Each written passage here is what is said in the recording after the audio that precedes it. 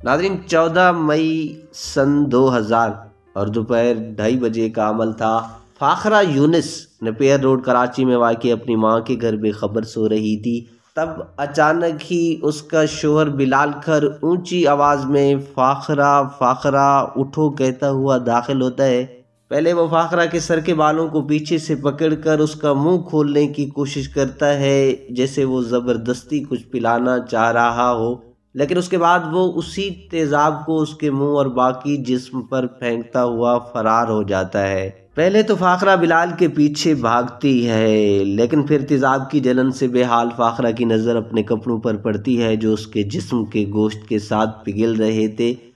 بے ہوش ہونے کے بعد فاخرہ کو کچھ خبر نہیں کہ کیا ہوا، لیکن تیزاب نے اس کے سر کے بالوں کو جلا دیا، ہونٹوں کو ایک دوسرے سے جوڑ دیا، ایک آنکھ سے نابینا اور سینے کے گوشت کو تحلیل کر دیا۔ اس طرح لمحوں میں 22 سالہ خوبصورت فاخرہ یونس کا جسم مسخ ہو چکا تھا۔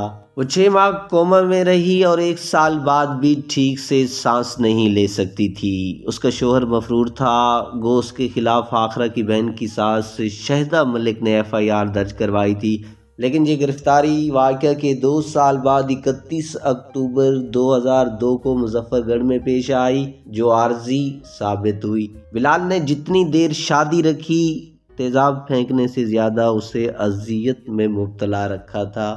بلال سیاسی اثر و رسوخ رکھنے والا جاگیردارہ گھرانے کا فرد تھا اور سابق ممبر پنجاب اسمبلی بھی رہ چکا تھا۔ اس کا باپ غلام مصطفیٰ کھر ایک وقت میں پنجاب کا گورنر تھا اور شیر پنجاب بھی کہلایا جاتا تھا۔ کیا بد نصیبی ہے کہ شیر کا بچہ گیدڑ کی طرح فرار ہوا اور خاندانی نام و نمود و رسوخ کی بنیاد پر قانون کو ہاتھ میں لے کر توڑتا موڑتا رہا۔ ادھر فاخرہ 39 سالوں تک پلاسٹک سرجری کے آپریشن سے نمٹتی رہی، مگر پھر بھی اس کا مسخ چہرہ بہتر نہ ہو سکا۔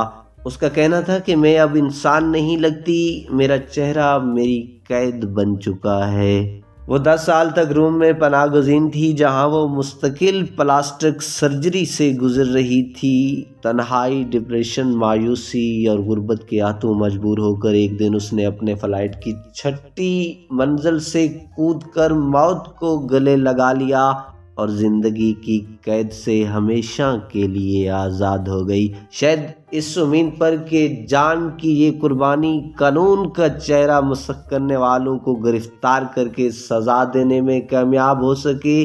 فاخرہ کا آخری پیغام یہ تھا، حکمرانوں کی بے بسی پر خودکشی کر رہی ہوں، کاش ملزموں کو کٹہرے میں دیکھ سکوں۔ لیکن صورتحال یہ رہی کہ بلال کھر کے خلاف گواہی دینے والے چشم دید گواہ نے ظالم طاقتور کے خوف سے اپنا بیان بدل دیا تھا، اور ایک عورت کی موت کا مجرم بلال کھر کچھ ہی عرصہ بعد ملتان میں اپنی 5ویں بیوی کے ساتھ عیش کر رہا تھا، جو آزاد کشمیر کے وزیر اعلیٰ کی بھانجی ہے۔ ناظرین، کہانی آپ نے سنی، اس کے بارے میں ایک کومنٹ ضرور دیجیے گا۔ اگر سٹوری اچھی لگے تو چینل کو سبسکرائب کرنا نہ بھولیے گا۔